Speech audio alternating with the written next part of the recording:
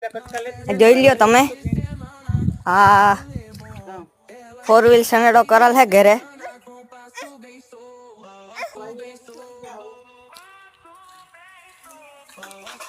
ને આ પેલા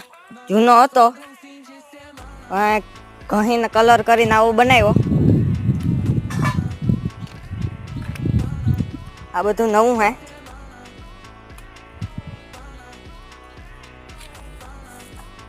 તો સનેડો આમાં હાકી હે 18ની જારી માંડવી હે એમાં એક ટાયર હાર માથે આવતું હતું તો 4 વ્હીલ સનેડો કર્યો ઘેરે